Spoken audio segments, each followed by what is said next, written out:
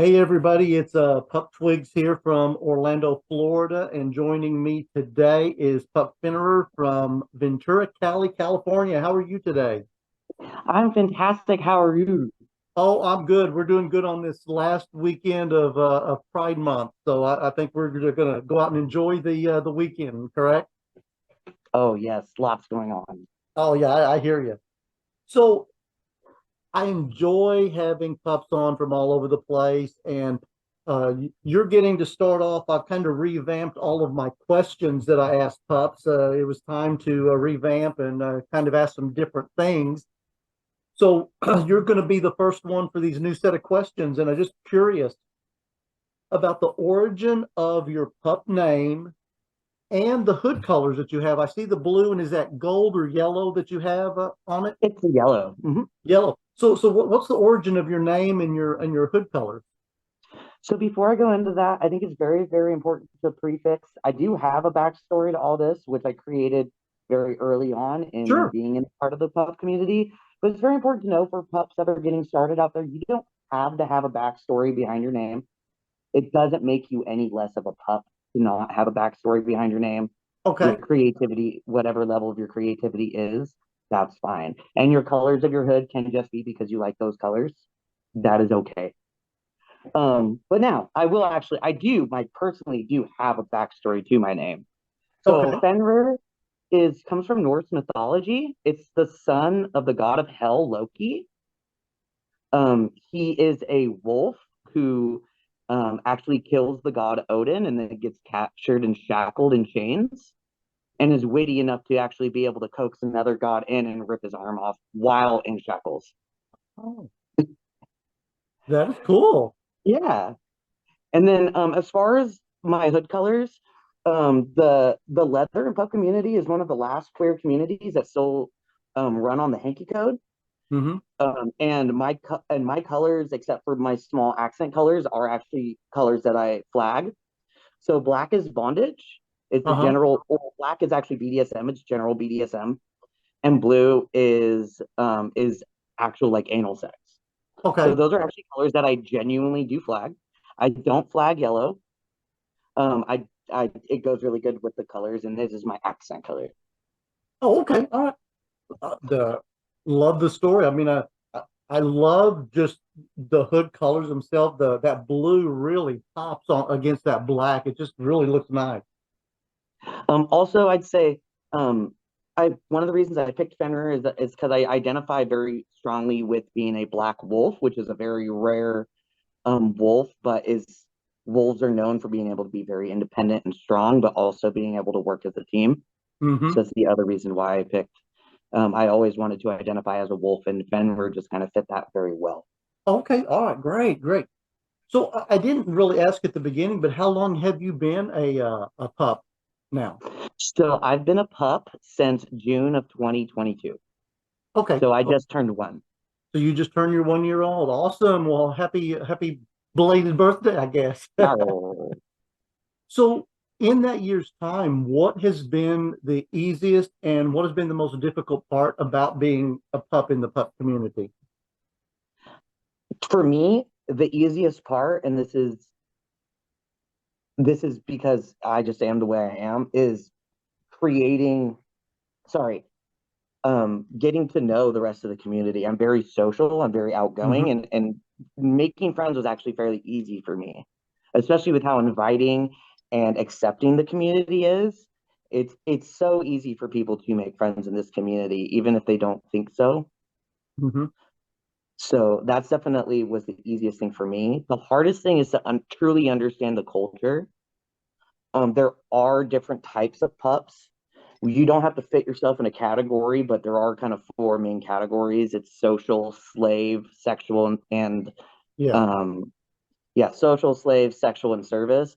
I do kind of fit in like all those, um, but at some point, but I under truly understanding where the culture comes from and how to truly interact at moshes and how to interact with other closer community and community members is definitely something that was I think the hardest thing to get used to. Oh, yeah, yeah, I can agree with that with that part of it. Yes. So thinking about what you've seen in the pup community in the year that you've been a pup, is there anything that you would want to change? The only thing that I would change about being in the pup community does is I want people to know the difference between old guard and new guard Hmm. and to understand that difference. And the reason being is because there's a lot of people nowadays who kind of run on the new guard, kind of the thought process, but a lot of them use that new guard thought process as a way to give themselves power more than anything else. And that's the only thing I would change about the community is just that I wish that there was more pups. Most of the pups, by the way, in this community are absolutely amazing. The huge majority of them are absolutely Yes. amazing. The problem is the couple that are in it for a power play and are in it to make themselves look good. They're just very loud. Yes. Yes. Yeah. I even see that here. Yes. So what kind of advice would you give a new pup coming in or wanting to come into the community? I would say just learn, get involved. It was so easy for me to get into it because I had a lot of friends that were already ingrained in the leather and the BDSM community that were kind of able to walk me into it very carefully so I didn't offend anybody. Hmm. No wrong way to putt play. So don't think that just because you're going in, you're going to mess up and be crazy. But you just want to come in with a respect for the community and just know that it's not a surface thing. It's very, very deep. And it is something where there's a lot to learn about it. I've read so much stuff. There's so much information out there on the internet that you could read about it. It's pretty astounding. So what brings you your joy out of pup play? Out of pup play itself, going to moshes and creating my pup headspace Hmm. is really getting into my pup headspace and really working on that brings me so much joy because it helps get me out of this ADHD brain that we all have as humans. Well, we don't all have ADHD brain, but I have ADHD brain, where my brain never stops and it's constantly thinking about things I don't want it to think about, and it's nice to be able to turn that off. Yes, Um, I agree. but the other thing that brings me the most joy is creating the events for the community and providing that safe space for other pups to be there Yeah. because I was shown so much love and acceptance in this community that I like to give that to other pups as well. Now, when you create events, I'm assuming you find a place somewhere there to hold your event. Have you had any trouble finding venues that don't really want uh, a pup event going on? So yes and no. So it's a little easier for me. So we in Ventura County, we have the only queer bar from the valley, and I know you're from the East Coast, so you won't quite know the distances. The Uh-huh. valley, which is about 40 miles away, Okay. all the way up through Fresno, which is 215 miles away. So we have and that area is called the Central Coast of California. We have the only queer bar. Okay. So I came in to the only queer bar that had no fetish events at all. They were they very much played to a straight crowd, which is really annoying Hmm. because that's our safe space. Yeah. And I went in and I said, I'm going to create this event. And they're like, oh, it's not going to work. I'm like, watch me. I'll make it work on a Tuesday. And that's when it originally was on Tuesday. Did you say it's not going to work? But I bet you get it work on a Tuesday. And then you fill a bar on a Tuesday night. And then all of a sudden they're looking at you going, okay, there might be something here. Oh, that is awesome. So I'm guessing I might have already seen it, but what is your favorite play toy? Ooh, this is actually my favorite play toy. That's what I figured. I like it. I like it. It's a jet pup toy. They just started selling on it on Amazon, which is really cool. It makes it very accessible. But it is a human grade chew toy, which is awesome, and it's very fun to stim on, especially when I'm anxious. Just Oh yeah. it's yeah, it's And really of course nice. you had to have the blue one, I'm assuming. So I did. I have yes. one other toy that is also my favorite. My friend Pup Delta 7 got it for me, and it's a white claw. It's actually a pup claw. squeak toy. Really? And I don't have it right in front of me. It's in my car. But I love that because I'm always drinking like Trulies and White Claws at the bars so I don't get too drunk. And when they say, "What do you want?" and I just point at it, and then they're like, "Okay." Oh, good. That's good. That's good. So, what has being a pup done for your mental health? I know it helps so many people. I think being able to, I think a lot of things actually in multiple aspects.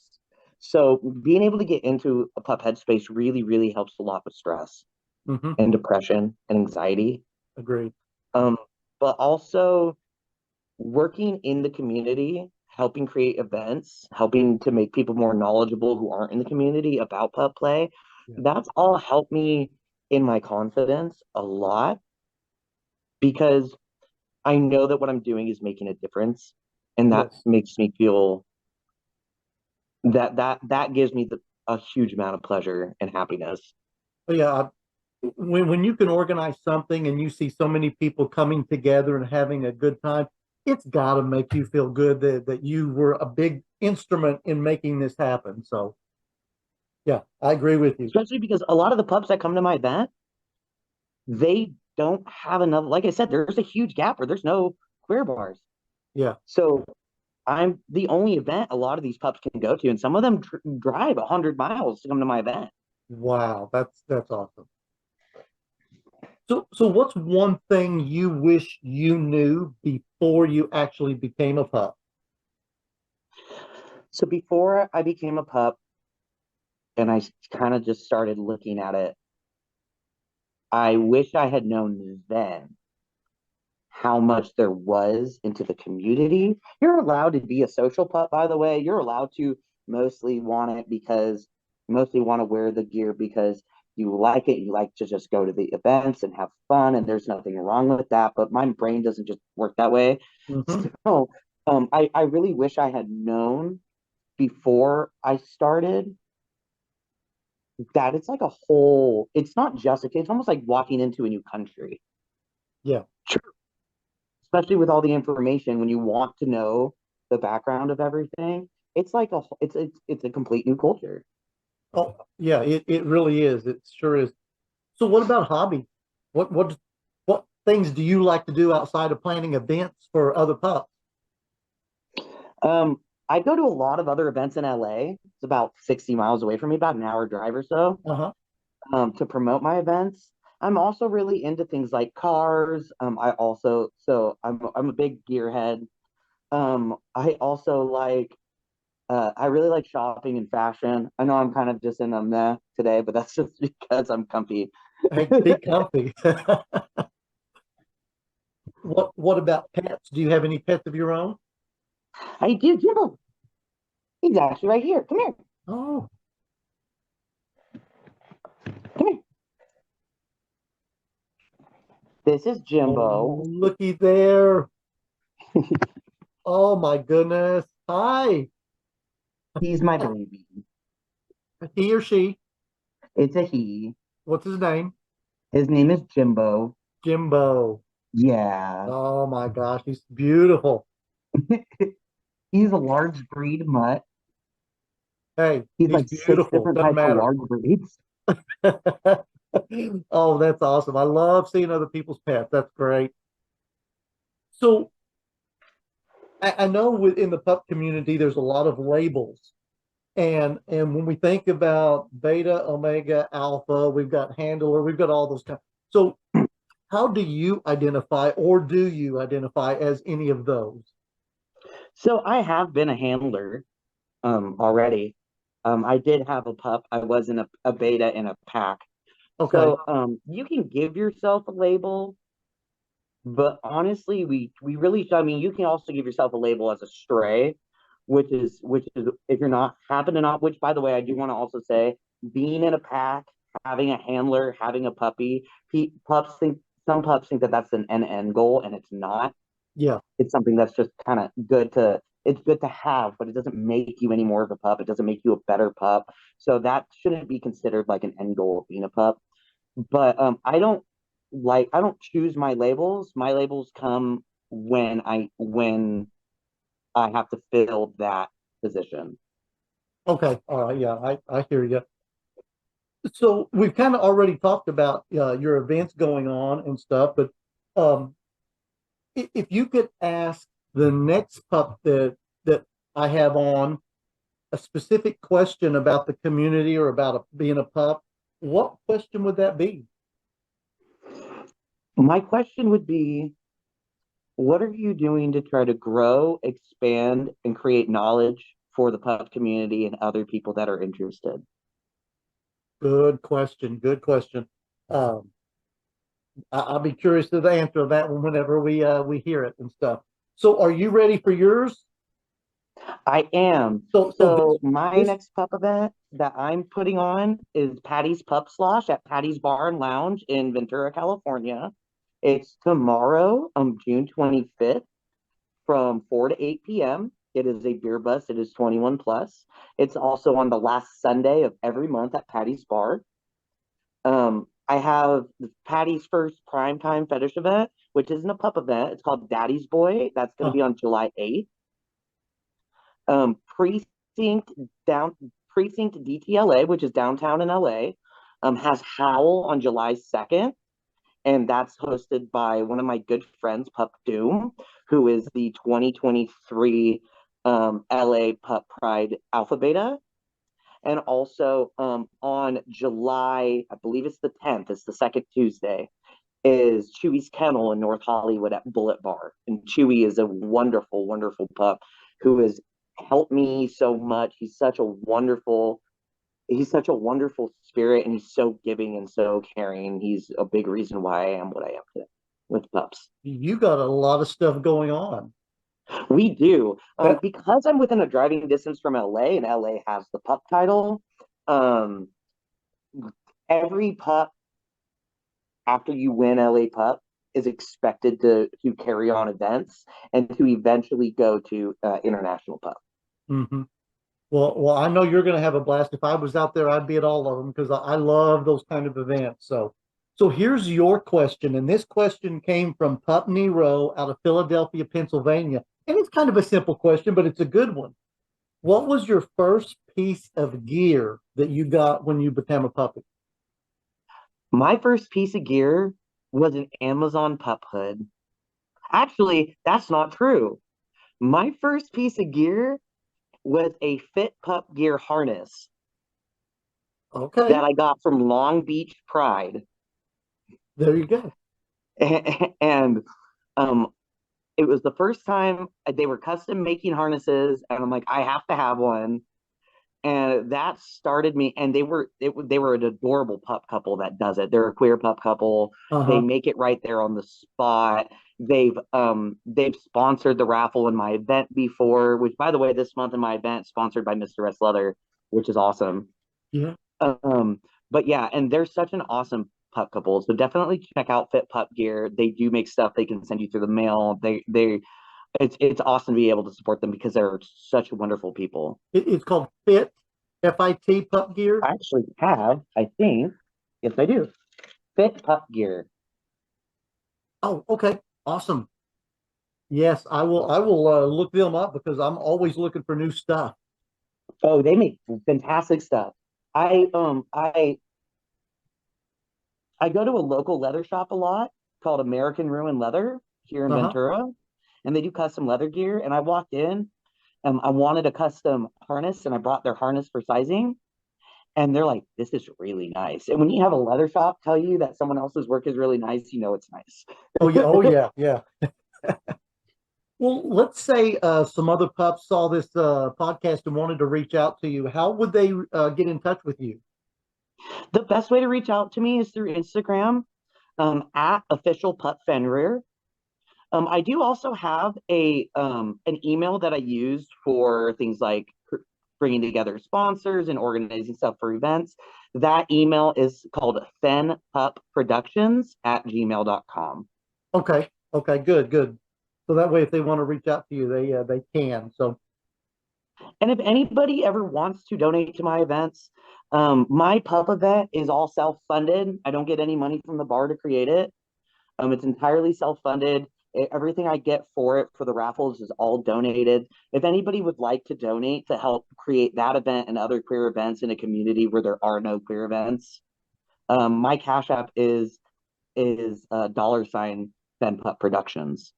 Okay, awesome, awesome. I'm glad to get that shared on here as well. So, well, it has been such a pleasure getting to sit here and talk with you this afternoon. And any last words before we sign off of this?